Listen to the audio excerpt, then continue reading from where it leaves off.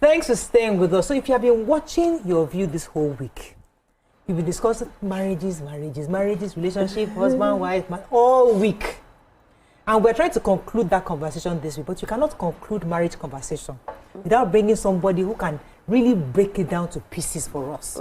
You know, the other day we're talking about should marriages have an expiry date? Because the truth is that after some people marry for 20 years, they should be given the option, let us renew, let us decide to renew. Like it might be a better option because people are realizing that they don't want to go the long haul. Others are saying that this thing called marriage is not, I've reached middle age and my needs are different, my wants are different. When I was in 20s, I was all lovey-dovey, I can do anything, we're all together. When I'm in my 30s and 40s, I'm thinking, okay, I'm not taking this nonsense again. I am now, my priorities have changed. I want somebody better. I want a more sexier wife. I want a more, I'm richer now. I can afford an Amaka. I want an Amaka. I don't want a Murayo again. You know, those kind of things. So things are changing. Finally, finances. You know, people are saying that this week we also discussed the fact that money is also a matter in marriage where people are not able to share the truth of how much they are earning. So these factors have been affecting marriages. So we're bringing none other than our friend, our co-host, physically and spiritually, our clergyman, a friend of the house, and life coach and pastor, Dr. Olumide Emmanuel, in the building. Yes, so let me welcome our weekend people. It's nice to see you people. Thank you, sir. So, I see you on Saturday now. Yes, See you live. It's good. Amaka, welcome back. It's not the good they come. If you don't get private, they may go to the wedding tomorrow. Just flying and flying. So, Dr. Olumide, I mean, this issue before we go into the other levels, let's start with the most recent one we talked about yesterday or 2 days ago. Do you think for marriages to work today, we should have an expiry date? That document that we carry on in church that we sign, should there be a 20-year or 10-year renewal such that people are continually coming back to say, okay, should we continue this thing or should we go our separate ways? Do you think it's a good idea? No, it's not. See, one of the things, thanks for having me. It's always nice to be here. One of the things we need to understand is that when you are getting married, you are getting married to the past, the present, and the future of whichever you are getting married to.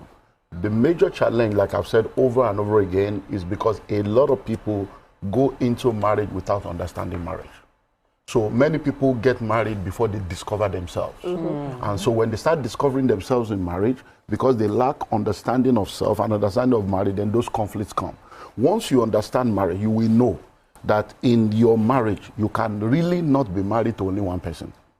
Because that one person you are getting married to, there are 5 to 7 dimensions to that person in the lifetime of that marriage. So once you have that understanding and there is effective communication, as we are moving from stage 1 to stage 2, we continue to help each other to navigate those seasons. So that's the way it works. So if I'm a man now, I meet you as a young girl, I'm a young guy, I'm getting married to a young lady. I'm also a young guy. But now we get into the marriage, we're getting to know each other, you become pregnant. I have never met a pregnant woman before. I've never been married to a pregnant woman before. So now, even though I married you as a young lady, I am now married to a pregnant woman. I don't understand that. You have never been pregnant before. You don't understand that. So we are both confused. So we need someone to now help us understand that when you get married, though, there'll be pregnancy season, there'll be parenting season. So those are the realities that many people don't know. And when it happens, it becomes a struggle because you are pregnant. How do you handle a pregnant woman that is not even understanding herself? She's trying to understand your hormonal change. Then you are there. You are not understanding her, and it's like, what's this? Then she now becomes a mother. And once a woman becomes a mother, as a man, your position becomes secondary, whether you accept it or not. The woman born with the children, and then the children become a greater priority than you, whether you accept it or not, whether they acknowledge it or not. So, but if you don't understand that, that's where the battle starts. So, like I said, I think I said the last time, a lot of people that start going into psychicism, it begins when their wife is pregnant and when the children come in and they feel that I'm no more a priority in this marriage, and then the enemy messes them up. Okay, because what I can hear you saying is a communication breakdown, in the sense that maybe both parties are not communicating their needs in different at different phases to each other. So let's talk about communication breakdown in marriage, and also when you have maybe one of the spouse that keeps saying, oh, I don't like to talk, you know, I don't talk, I'm not the talking type. How do they now communicate their needs, or how do they now, help encourage communication within the marriage system for someone that says, oh, I don't talk, I don't like talking? Now, you see, everybody talks. There is nobody that does not talk. But now, people talk to people they love, to people they are free with, to people they are friends with, to people they can be vulnerable with. In most relationships, you'll be amazed to realize that a lot of couples, before they get married, they have deep conversations. They are able to talk about almost everything. But when they get married, the dynamics change. Because most of the time, you see a lot of people say, just tell me anything, I will take it. Then when you now start telling them what, they now begin to that, then you begin to say, okay, but you told me I should tell you everything. So I'm married to you, I love you, I'm committed to you, but someone in the office is staring something in me, and I'm like, babe, girl, come, you have to help me. If I this girl say, how can you? Then the next day I'm going to work. Are you seeing that today? Then I will not tell you anything tomorrow. So whatever struggles I have, you're supposed to be my best friend. You're supposed to be my safe space, naked and not ashamed. But the very minute I realize that, then I'll go to my guy and say, guy, how do I handle this babe? So that's the reality. Most of the time we say we are ready for the truth. And these are the reality. So if you as a lady come and say, there's one guy that toasted me today. He said, okay, we gist about it. But not many men can do that. Not many women can do that. So when it comes to communication, everybody communicates. But you need to now make yourself the safe space that your spouse can communicate with. Okay. All right. So in a society where marriage has been solely prioritized, how do we start to decolonize people's minds about marriage? And is marriage really the trophy for a woman? No, marriage is not a trophy for anybody. Marriage is one of the things that has been made available for you in the journey of your life if you consider it to be an option you want to explore. You don't have to be married. As a matter of fact, if you are not fulfilled being single, you'll be frustrated being married. Nice. The challenge with a lot of people is that they have never been single. You see, we need to have right definitions for what, I said at the beginning that people don't even understand marriage. So what is this? What is marriage? So let me give you the definition of marriage. If you disagree with this definition, then you are not married, or you don't understand yet. You will get it later. So marriage is a covenant commitment to love an imperfect person unconditionally for the rest of your life. Marriage is the highest school of selflessness and sacrifice. So once you are getting married, is a covenant. Number 2 is a commitment. Number 3 is a love relationship. So what then is your definition of love? Love is not a feeling, love is a choice. Love is not a feeling, love is a commitment. So when you see people say, I don't love you anymore, it's because your love was based on feeling. You will never, I repeat, never feel good about your partner 24/7, 365. Even the children you give birth to, so please all of you leave here. It doesn't mean you don't love them, but at that point, you don't feel good about what is happening. But your love is a commitment and it's a choice. So when I say I love you, that means I have chosen to accept you. I have chosen to be committed to you. It does not mean I will feel good every time or things will feel right every time. So marriage is a covenant commitment to love. Now getting down to an imperfect person. There is no perfect person on earth. There is no Mr. Perfect. There is no Mrs. Perfect. You are only going to get someone that is perfect for you. So nobody is perfect. Everybody has weakness. So when you are getting married, settle it. This man I'm married though. This one I'm married, they are not perfect. So you have to love that imperfection. That's why when God brings people together, most of the time, what is your weakness is my strength. What is your strength is my weakness. When we understand that, we complement each other. But when you keep highlighting my weaknesses, then my strength will look low. But when you highlight my strength, my weakness will look low. That's the way it works. So covenant commitment to love an imperfect person unconditionally for the rest of your life. Marriage is for a lifetime. So decolonizing the minds of society on the issue of marriage. So it's not, you see, when you say you want to get married, you have to be sure you are ready for it. That's why if you are not ready, don't get married. Because once you get married, it's not for boys and girls. Therefore shall a man leave his father, mother, and cleave to his wife. It's not boy, girl, it's man, woman. You have to be matured to be able to get into marriage. So anybody that is saying to you, you must marry or you must not marry, nobody can tell you you must or you mustn't. It's your choice and your decision. But once you make that decision, you are a slave of your choices. Whatever comes with it, you have to take it. So now, based on what you've said, sir, that marriage is a commitment and all that, we're supposed to prioritize our spouses, right? So why then does the African men or the African context that they feel like a man can go out and cheat because he's not being prioritized based on, you said earlier that there's no how a woman must always prioritize the children, maybe because of the tender age that they are, but most men would not even look at it out of that. Oh, her body has changed. Oh, she doesn't really have my time like that. Oh, she's always tired. Oh, she's not as glamorous as she used to be before. Then they find solace, forgetting that the woman too has needs and she can also find solace. But in African context, they don't give the woman the permission to do it, but men, they will hail the man and say, after all, you are getting it somewhere else. So I want you to explain. Okay, so you have answered the reason why. You said African men, African context. Africa did not create marriage. Marriage was not created by Africans or Europeans. Marriage was God's idea. So every time you don't involve the author or the inventor in the operation of anything, you will always go into error and assumption. So there are three kinds of marriages. We have African cultural marriages, we have contemporary marriages, and then we have kingdom marriages. I have said to people for almost 27, 28 years, never marry an African man. Marry a kingdom man. Never marry an African woman. Marry a kingdom woman. Because as an African man, there is a software and a syllabus that created you. Until that software and syllabus is changed, you can never have the kind of marriage that you want. African men are raised to be tough. We don't cry. We pretend. We are macho. We don't share our feeling. We are not vulnerable. We are providers. We are better than women. That is an African man. If you marry that kind of person, you are in trouble.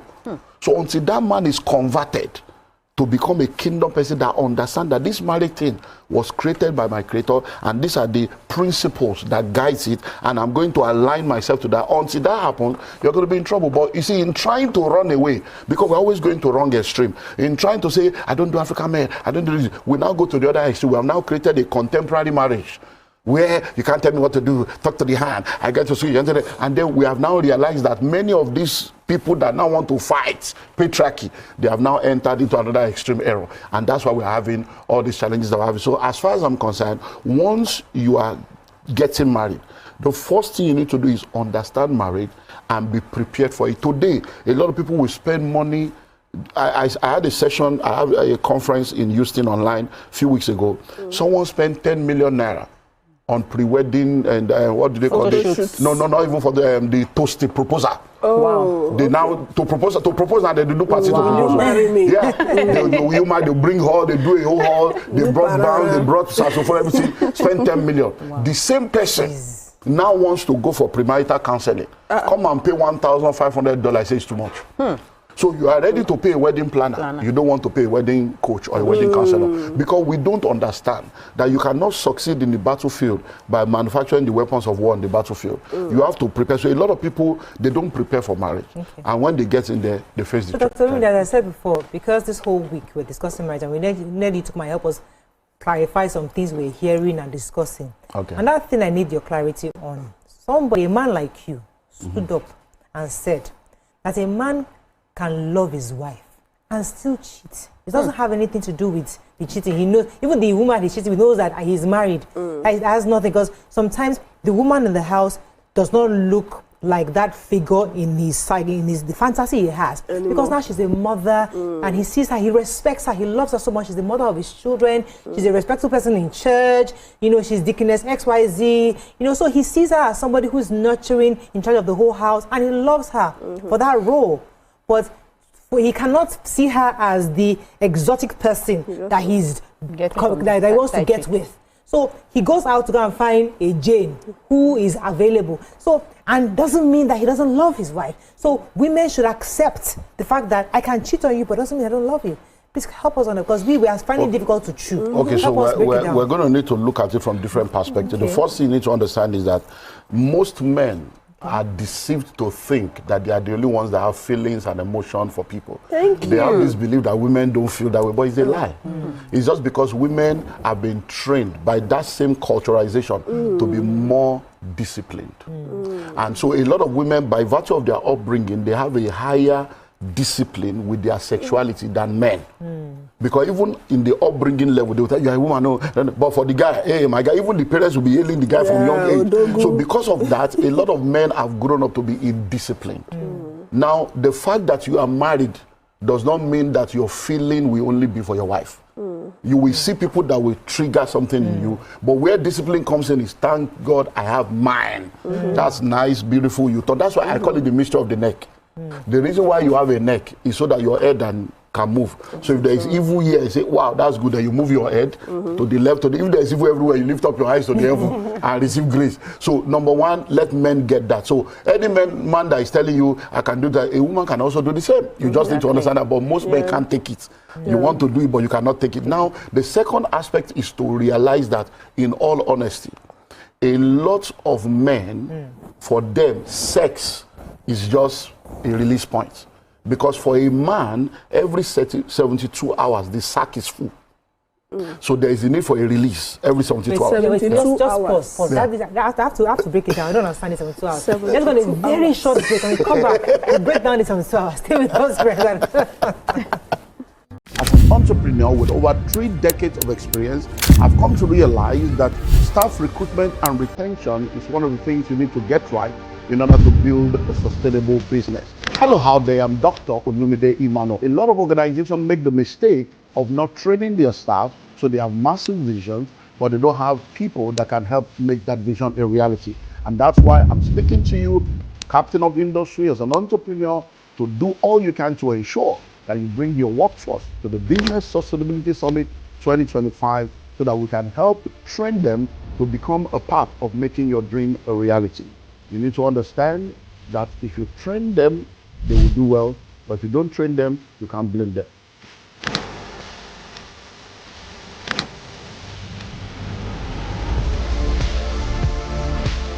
We still have our guest, Dr. Olumide Emmanuel, who was helping us understand why men need to release every 72 hours. Please, break it down. So, like I was saying, there are different ways. But I always tell them on this table, sir, that the GO doesn't release every 72 hours. I am very sure. Okay, so we go into a lot of, let's not, we may get to that point, but you see, so every 72 hours, the sack is full and there's the need for a release. Okay. So that's why when people are married, it's very, very important for them to have a strong, healthy, sexy, sexual life. So that means that at least once or twice in a week, there should be release. So now, but where the problem now comes in is there is what we call sexual libido. Some people have low sexual libido, some people have high sexual libido. They will now talk about sexual libido compatibility and management. So that's another thing. But you see, the other aspect is that a lot of women, they don't realize that when you get married, as a man or as a woman, your marriage is where you are supposed to express all your sexual fantasy. No shame. So when I marry you, you are supposed to be Mommy Gio, and you're also supposed to be Badi Gio. Okay. So, but when you now come into the marriage, when the Bible says marriage is honorable, bed undefiled, it means that whatever two people that are married decide to do, mutually agree that in this way, this is what we want to do, that is their life. There is no defilement there. But when people get married, because a lot of pastors and a lot of religious leaders has given them their own personal preference and personal experience as a doctrine, people now go into marriage and they want to fast and pray. Say, Lord, this thing we're about to do, this thing we're about to commit. As if when they're having sex, the omnipresent God is not there. God that created sex. Sometimes I tell my wife, I say, this God is mighty. So you mean God sat down, he created this thing. It means that God wants our life to be sweet. Because that is the kind of, we don't see God in that life. We are doing as if we are more holy than God. So a lot of women don't allow their husband to express their fantasies. I'm talking of normal fantasy. I'm not talking of madness. Or no. So when you now want to do it, say, no, let's do it this way. Most people, it's just missionary style. Where did you see it?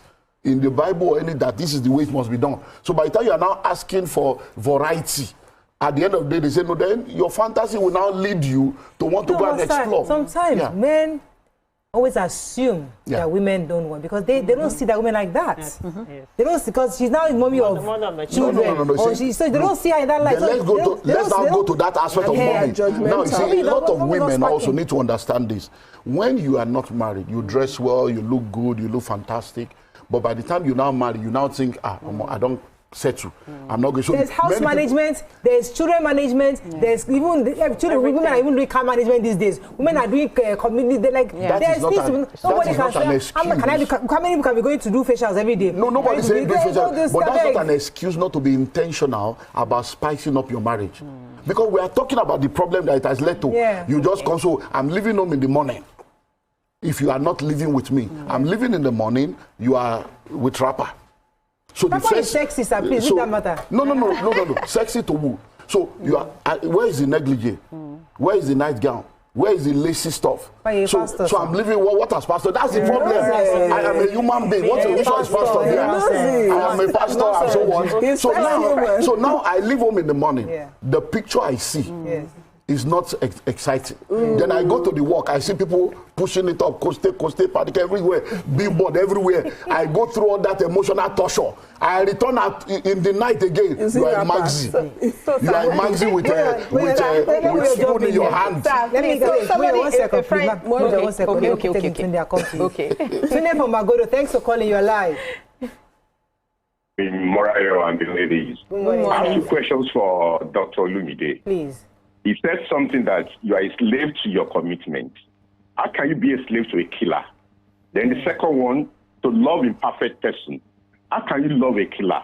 Because marriage of nowadays, you see spouses, wife killing husband, and killing wife. Is that at least some few years ago, you can hear about a gospel singer that was killed by her husband. Is that why should somebody stay in a violent environment? You know, I've been married for over 2 decades, and I know what women are. At least Yoruba normally says that, you know, at times you see that women will be the husband in the house. They like to take control, and the man may not like that. So I want him to elaborate on this. You are a slave to your commitment. I can't be a slave to a killer. Okay. Again, in my own days, I came from a polygamous house.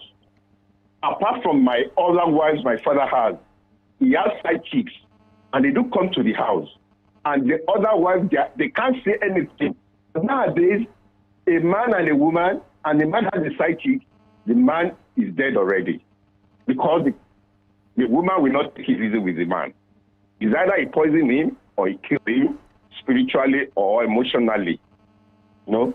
Thank you very much. So you have offloaded about 3 different. So let me see if I can quickly deal with one of them. When I say you are a slave to your choices and your decisions, it simply means once you make a decision, whatever comes with the decision, you need to know that you have to be ready.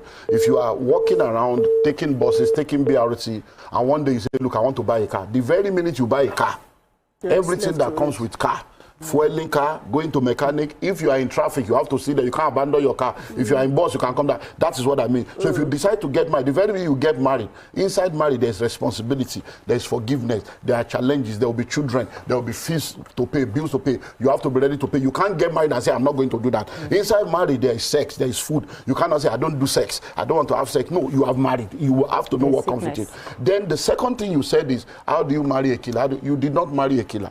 You married someone you love. If the person was a killer, you would not have married them. But when you got married to them, something happened. And you now discover things that are contrary to your expectation. At that point, you deal with that issue.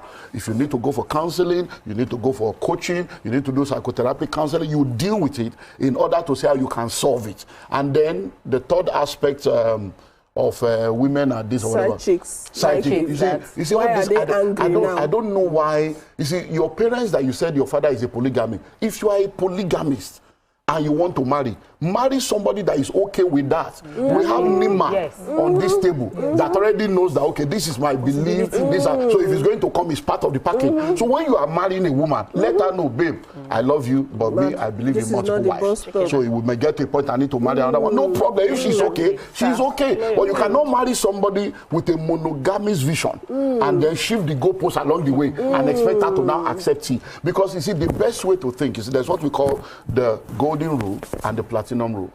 Do unto others as you want to be done unto you. If your wife shows up tomorrow with a guy and say, this is my side cock, how will you feel? Because men, sometimes when they say some of these things, it seems as if they don't listen to themselves. And these are the issues why we say you need to be a kingdom man, so that those kind of software will not be operating. Coming from a man. Thank you. Okay, so a friend for Falake sent this and said that men don't post their wife on social media, they don't take their wife out on dates, they don't spend quality time. So is there any justification in any form for a man to cheat? No. Now, let me go to this social media. You see, the world has become, why must I post you on social media? But they post their side chicks sometimes. And I don't know about that. That's why I'm not against, I'm not in support of all these sides. So why must I be posting? Because sometimes you need to understand that many of these things we are talking about, we are talking to the whole world though. Yeah. We are talking, so some people are listening to us right now, they are teenagers. Some are listening, they are young couple. Some are listening, they are grandparents. So you mean now, at 65, 70, it's social media that is my problem. So for a young person, maybe that's your generation, it makes you feel good. What is the purpose of posting you on social media and punching you out? So that the chick will, side chick will not say they did not know that he's married. Because some people will say they did not know. So there is no reason that is tenable for anybody to be a cheat or to have a side chick, or there's no reason for that. People that know they are your wife, they know they are happy. They are happy. Side chick, let them be on social media. Social media is a fake life. Is there any justification? There's no justification for having anything outside Let of me take Joshua. Joshua, thanks for calling. You're live. Pastor Daniel. Pastor Manuel. Pastor Daniel. Pastor Daniel. Oh, sorry. Go ahead, please. Okay. All right. Please, I have the former caller that called. I have an answer to some of the answer to what he said. He said, "How can somebody marry a killer?" First of all, what the man of God in the studio said was, if you want to get married, involve the Creator that made you.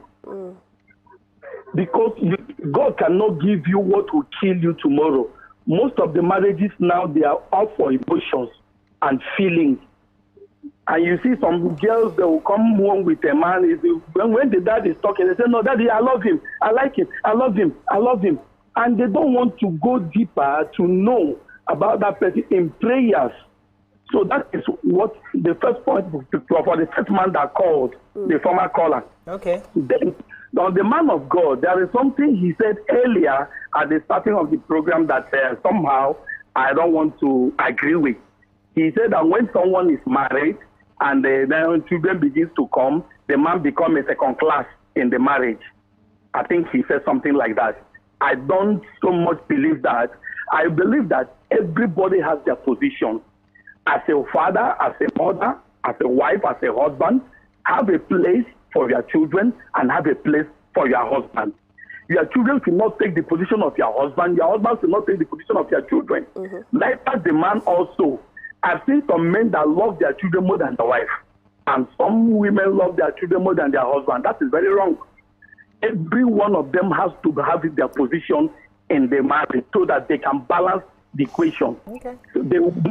So that's my contribution. All right. God I was bless. going to ask Thank you him very a much. question. Yeah, no, it's his views. That's why we're here. It's your view. Let it count. But like I said earlier on, I'm telling you, I was talking about the fact that in marriage, you should be expecting the past, the present, and the future. You see, the ideal is different from the real. My wife, I love my wife fantastically. My wife loves me supernatural. It's an amazing marriage. But I will not deceive myself. I know that when some things are down, the child will. So, and I'm okay with it, because what is my problem with a woman loving my son or my child? Do you understand? As long as she's not depriving me of things that makes the marriage work. So you can say, okay, because many times, look, listen. That's why I say to people, love your wife. Love your wife to a level where she can always choose you above children anytime. And choose, because at the end of the day, many of the men of today that are not loving their wife, it is when they are old that they will suffer into. Your harvest time is waiting for you, because men don't do a mugo. Okay, let me let Tamaka. So by the time they leave you and begin to go to Canada 6 months, you will go now become old man living alone. Okay, so culturally, women have been taught that for you to be modest, you shouldn't talk about money, right? And sex. You should talk about money, you shouldn't talk about sex. And then you see, it becomes an issue where you find out that before couples marry, they discuss like their genotype, their health issues, they discuss, every other thing but their finances. they don't want to touch on. The woman feels so scared to ask the man, okay, how much are you earning? What's our financial plan? Where are we going to live? What can we afford? You know, what's the plan? Job interview. No, there's not a job interview, but you know, it's important to know his ideas about how he manages his funds and stuff like that. Why is that women have been culturally trained not to discuss money, or that when you discuss money, you're no longer a modest woman? Okay. That's why we're saying that you have to now move into kingdom marriage. You see, everything you have said is culture and tradition, and it's contemporary things that are not aligned. You see, marriage is an institution. It's the only school where you collect certificates on the day of resumption.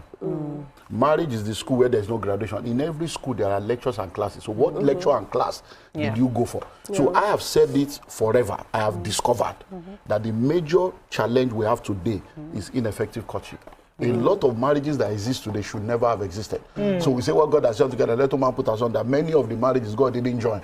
Okay, let me pause you, sir, because I have a caller been holding for a while. Dio, thanks for calling. You're live.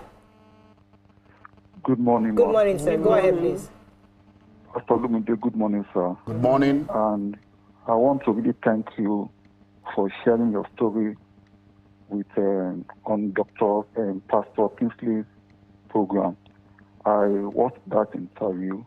It really gave me, that's what your story is a replica of what I'm also going through. And it really gave me an way on what to do. And I believe that most men, if they should start sharing your story of what they are going through, it's really going to give a lot of people, a lot of other men on how to go about some things. Thank you very much, sir. Thank you. So let's okay, let me go on a very short break. When we come back, I want to take this a notch higher. Stay with us, we'll be right back. As an entrepreneur with over 3 decades of experience, I've come to realize that staff recruitment and retention is one of the things you need to get right in order to build a sustainable business. Hello, how there? I'm Dr. Olumide Emmanuel. A lot of organizations make the mistake of not training their staff, so they have massive visions, but they don't have people that can help make that vision a reality. And that's why I'm speaking to you, captain of industry, as an entrepreneur, to do all you can to ensure that you bring your workforce to the Business Sustainability Summit 2025 so that we can help train them to become a part of making your dream a reality. You need to understand that if you train them, they will do well, but if you don't train them, you can't blame them.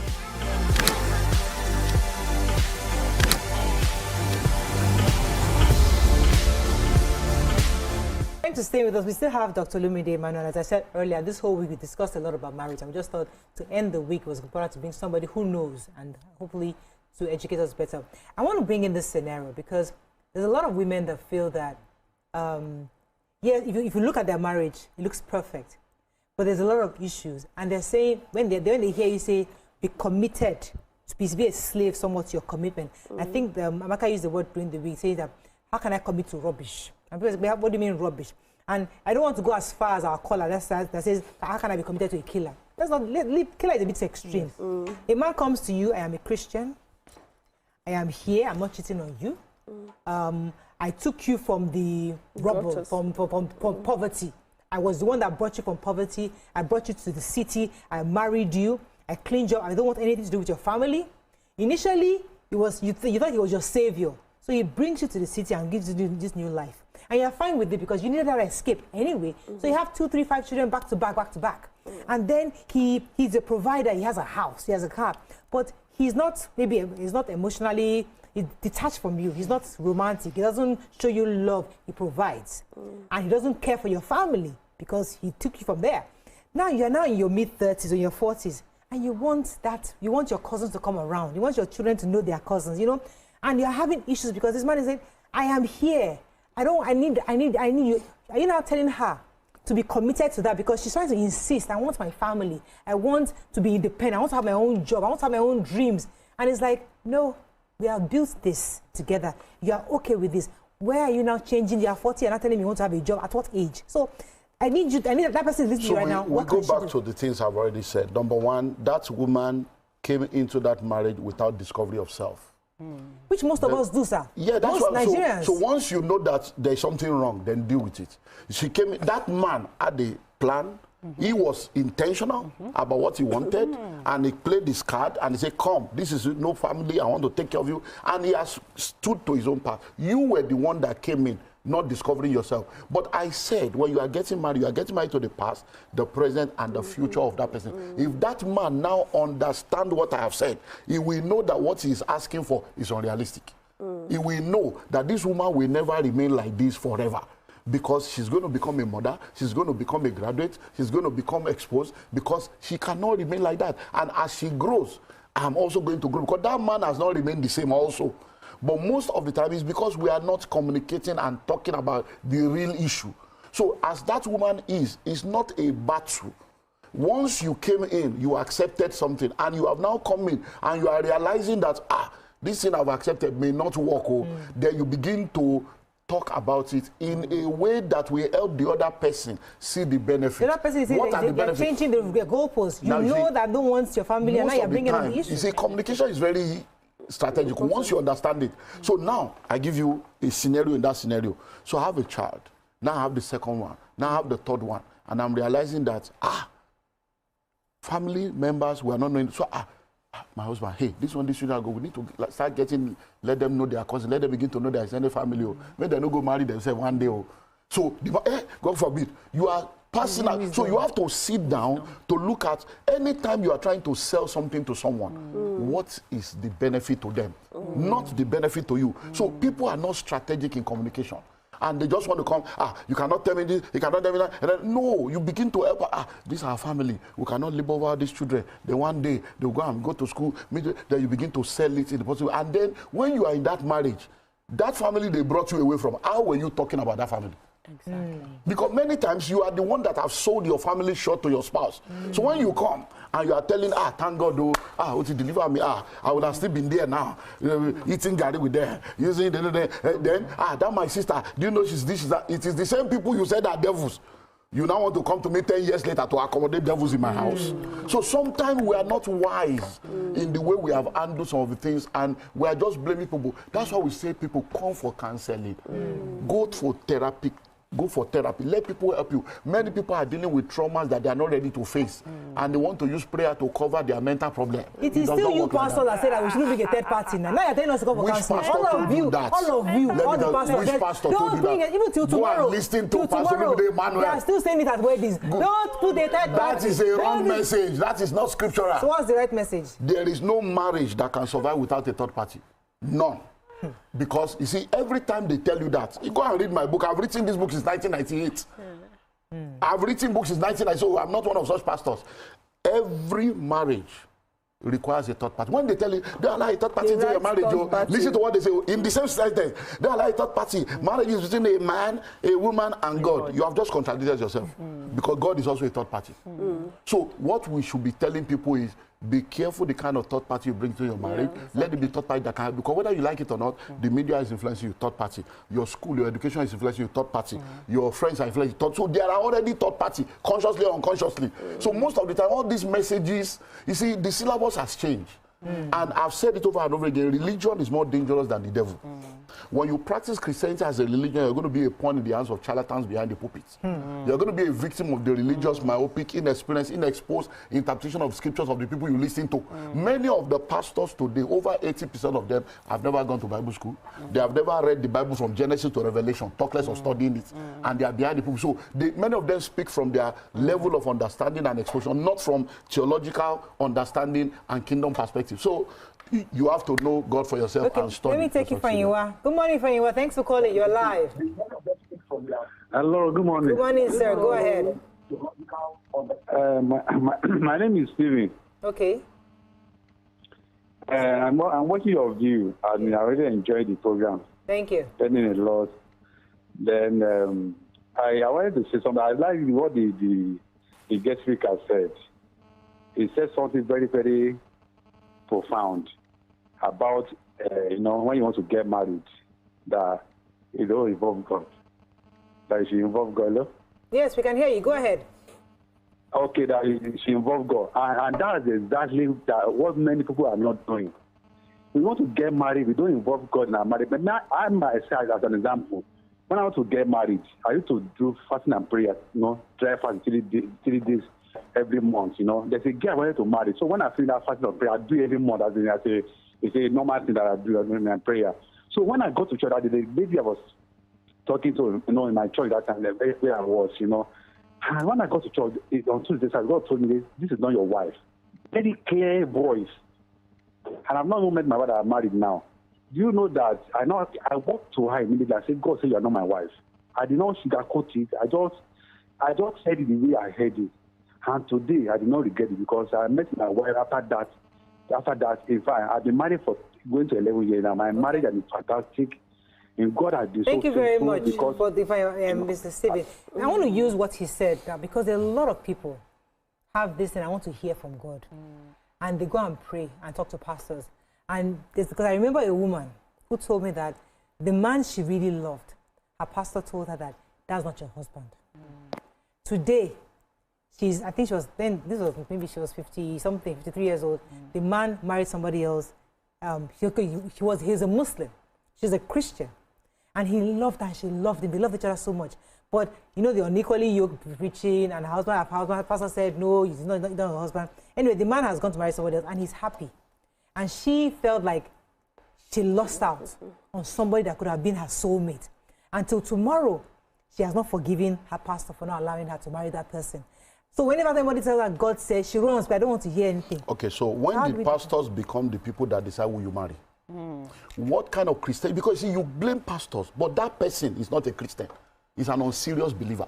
When do you need a pastor to tell you who to marry, who not to marry, what car to buy, what car not to buy?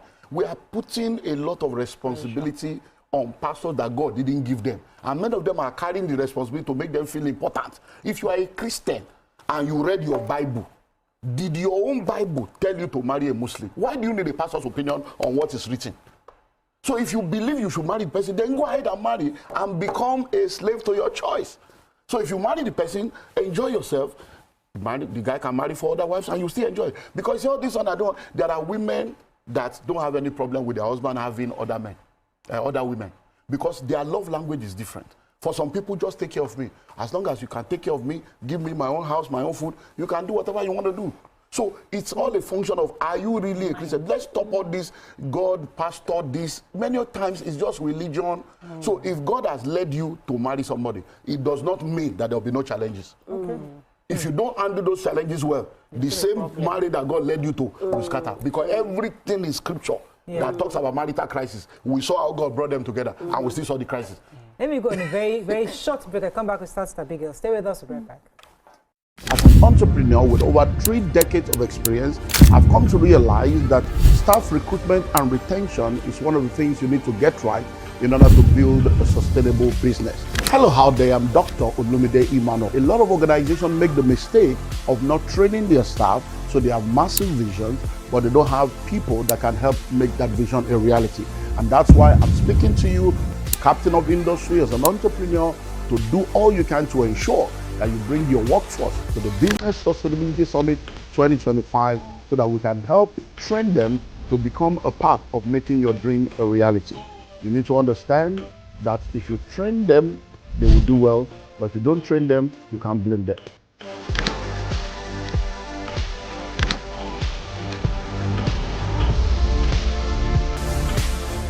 You talked about the kingdom marriage and the African marriage. And most of the people who want to make excuses for why women are not cool or not okay with the behaviors of married men these days, they want to say, our forefathers, they had different women, they had side chicks, our mothers were okay, the family life was okay. But now you women, you're starting to fight and the family is scattering. You're a man. I want you to say from your point of view, were they truly happy or were they subjugated? You have answered the question. They were, you see, all this, our mother stayed with my father for 30 years, 50 years. You see, they were not happy. Most of the women in those days were not economically empowered. So when they came into the marriage, the men were the only provider. So for economic survival and sustenance, they had to sit down there. So many of our parents and mothers, grandmothers, they endured all kinds of abuse. And they now redirected their attention and affection to the children. Is happiness not relative, sir? Because happiness to you might be happy. Happiness to another woman of the 80s is that my children are grown up, they are successful. That makes me happy. That's psychology. In psychology, in the law of survival, every time the ideal is not available, you move on to the available. So the ideal is that your love relationship, your joy should be in that marriage with your husband. When your husband is not there, you attach it to the children. So those that don't have children, they can attach it to their job or to so that is psychological survival. So for most of those parents, they ended up now putting all their affection on their children, start calling their children my husband or call me and all those stuff. And that has become part of the problem we are seeing today, that many of them now become dangerous mother-in-law. Have you ever had father-in-law problem? It's always mother-in-law. Because most of them, they now see their children as a retirement plan, as a survival plan, as an escape plan. So when the sons now marry, they now want to go and destroy the son's marriage to stop the son's wife from enjoying what they did not enjoy. Many of those people that you thought were surviving, they are not enjoying it. Many of those marriages, there was no sex for 30 years, for 20 years. And they were there. Many of them looking older than their age. They have mommy's room, daddy's room. They created a coping mechanism. So most of those things that they did is what this generation is trying to fight, and they are now going to the other extreme. Because don't forget that in that house, a boy was growing in that house, a girl was growing in that house. The boy is looking and saying, I will not be like daddy. I will not do this to my wife. The girl is saying, no man will do this to me. So by the time the boy comes into the maturity stage, he's trying to be a good man. The girl is meeting, is already coming with, so everything you say, what do you mean by that? You're like, hello, babe, we're not fighting. But because she's coming from the trauma of our upbringing, you now find out that you have sometimes a loving man and a cantankerous woman that is, everything is a fight. Or you have a woman that is like, I don't even want marriage. Marriage is a scam and all those stuff. So it's a major challenge. It's a follow-up question, actually. Okay. So where do we find the balance? And as a man, what do you recommend? Because this has become a menace in the society. The man trying to superimpose, I'm the man, you must respect me. The woman trying to say, no, I cannot be like my mother, you can't subjugate me. So we need a balance for future. And what do you recommend, if you have to recommend, for people that are going into marriage? So once you are going to marry, my number one recommendation is go for premarital training. Make sure that you are well schooled.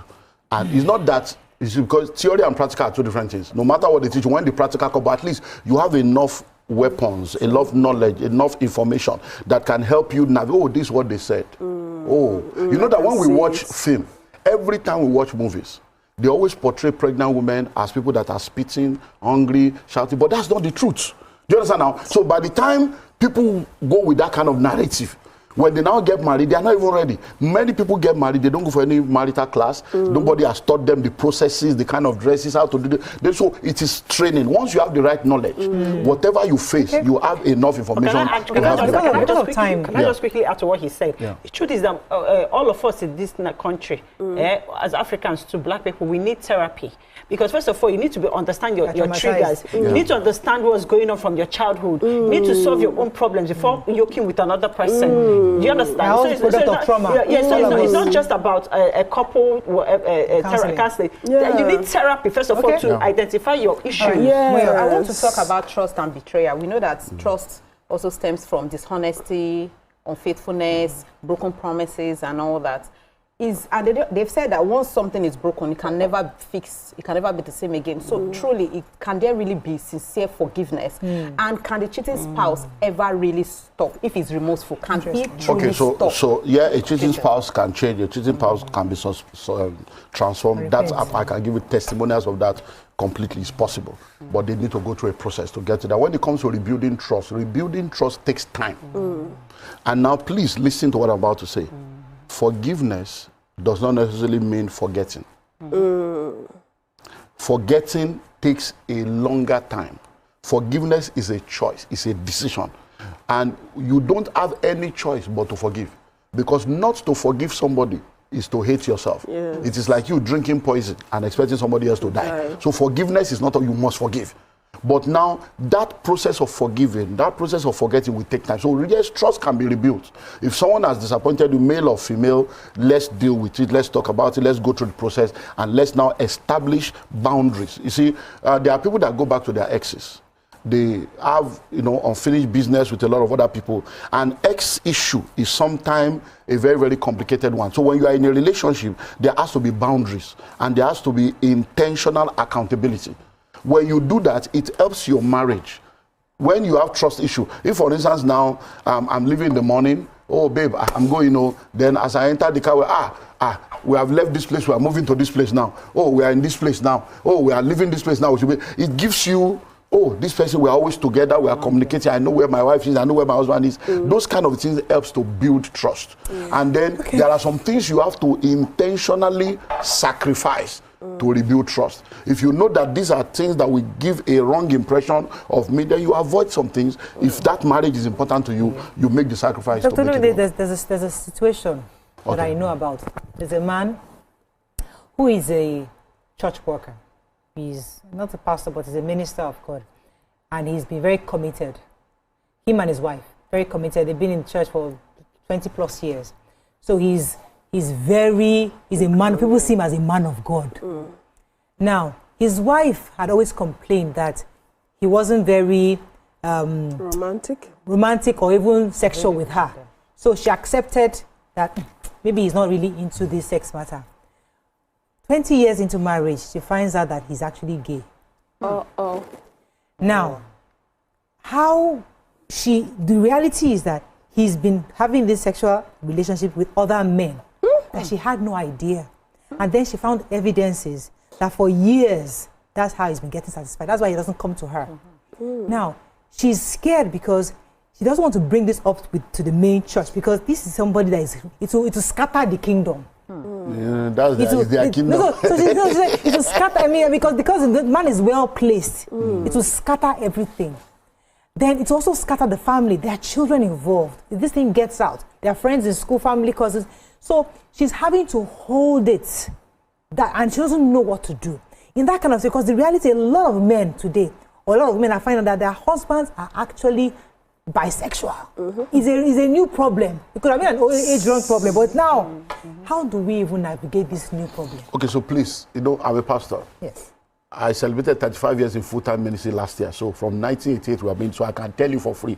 When I say religion and church has destroyed people's life, it's all this is a spiritual person. That somebody is born again and is a Christian does not mean they are normal people. Do you understand? Ignorance is not a demon. I am a pastor. I've pastored the same church for 30 years.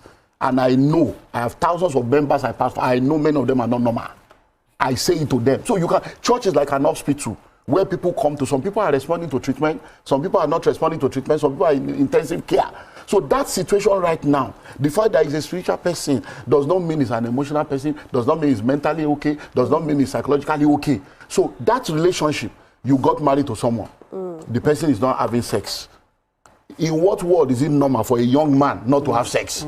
That's an abnormal behavior. Even if somebody does not have libido, there are some things that will help you to know that this one is abnormal. So what did you now do in year 1, year 2, year 3, year 4, year 5? When you discover that you now sat down there, you accepted it. You could have discovered what you are discovering 20 years ago. You could have discovered 2 years ago, 2 years in the marriage, 5 years in marriage. But we refuse to go for counseling. We refuse to go for, you see, many times I say to people, you see, hey, I don't want trouble, I don't want trouble. You will end up seeing trouble. Because sometimes you need to put your foot down and say, I am not okay with this thing. Because and this thing falls more to the men's side. People are looking for the fruit of the womb. The woman is going to hospital. Every time I pray, if you are trusting God for the fruit of the womb, it's women that will come and say, are you people all right? Where is your husband? What are you coming here to do? Will you impregnate yourself? Go back from here. Go and leave this altar. Men, follow your wife. Your husband is not here, they will know. It's always women. Go for a test. The man will say, I'm okay. Whereas he may not be the one that is okay. But the women are okay with it. You see, instead of to say, excuse me, Mr. Man, you are my husband, I love you. We are going for this test. If you are not going, then it's a stalemate. Exactly. But we think that is the thing you need to begin to do. It doesn't mean you don't respect or honor him.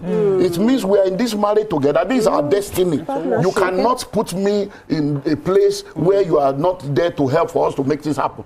So somebody's not giving you sex, you are not discussing it. Let me go for 20 years. Short break. Come back.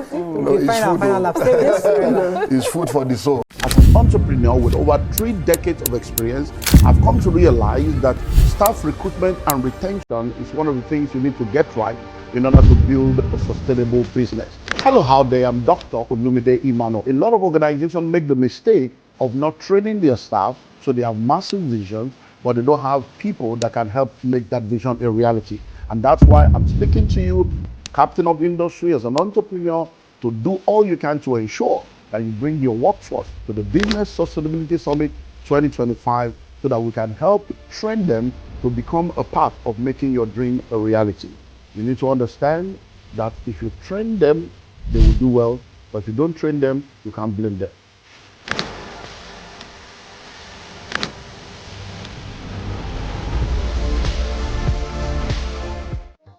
Thanks for staying with us. So I'm going to continue the conversation. Okay, yeah. So for every partnership, for any partnership to be successful, compromise and negotiations must come into play. But then at what point do you say, you know what, I've compromised enough? Especially when one partner is being pushed or realizes that they're the ones that are constantly compromising.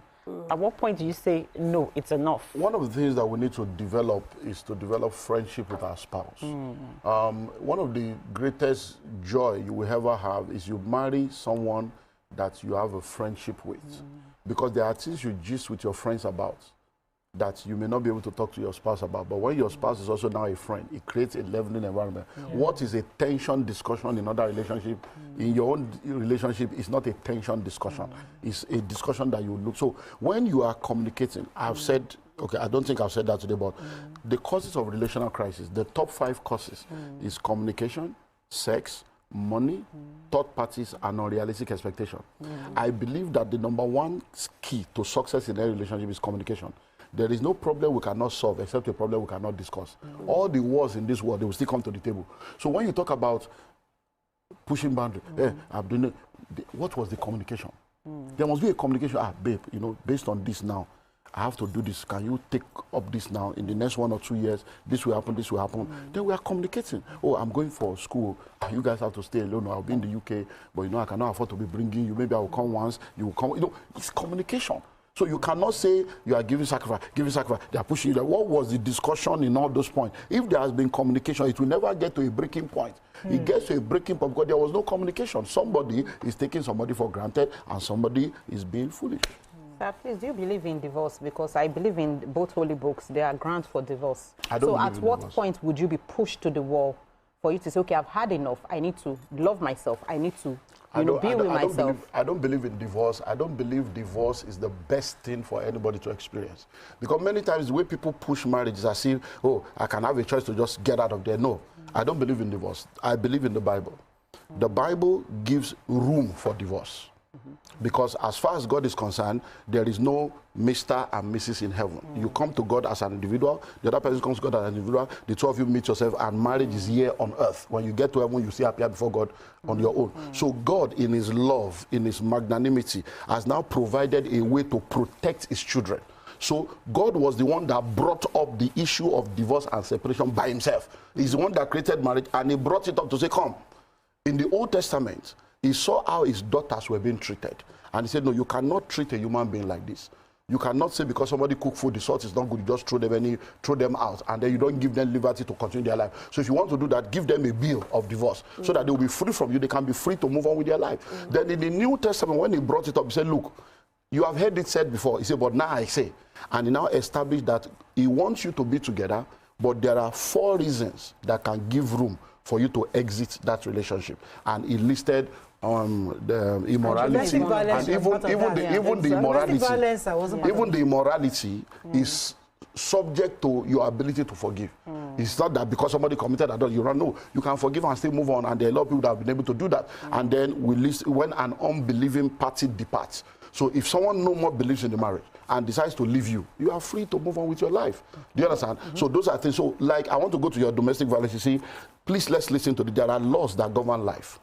When you were born, you had life, the law of life. When you got born again, you became saved, the law of redemption. When you got married, you became married, the law of marriage.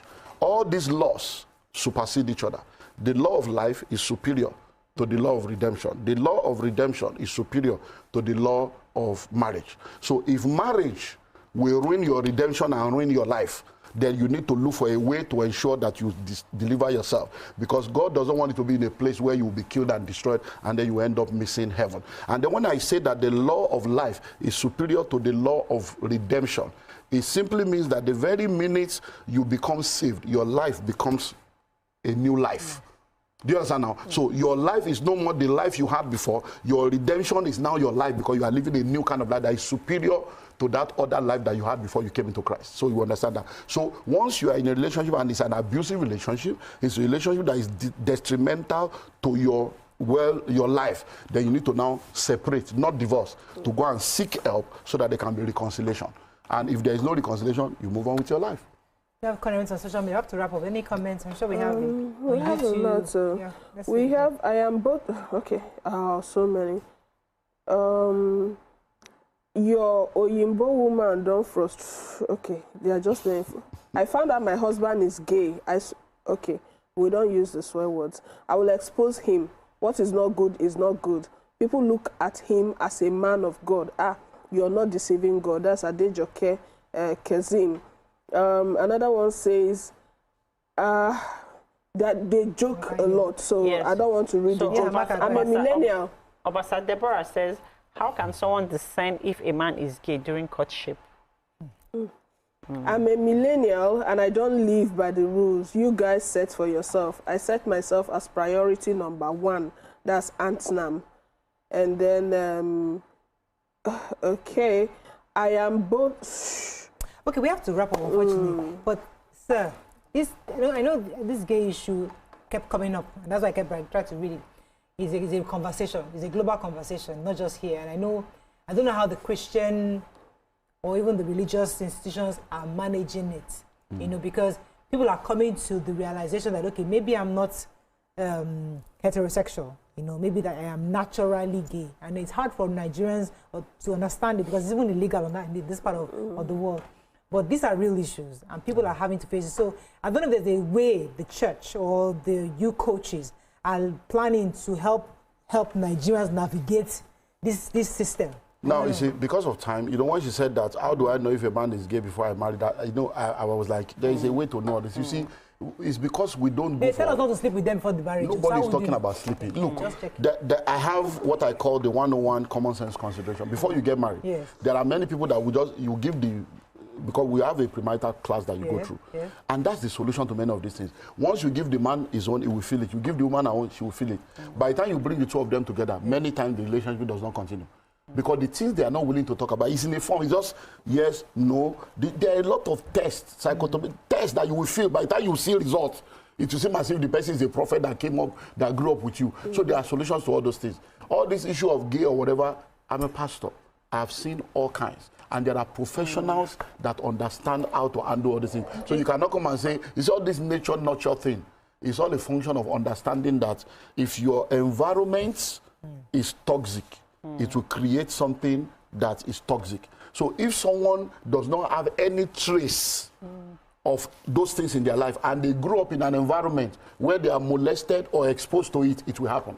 And let me throw this to throw a spanner so that they can be having something to chew on. Many of us don't realize that our mind controls our hormones and can change things within us. We don't realize. So many times when you are a woman or a man, when you are a man, when you are a woman and you are pregnant and you are expecting that your child to be a different sex from the sex that is in the womb, you are part of those that instilled those things in those children.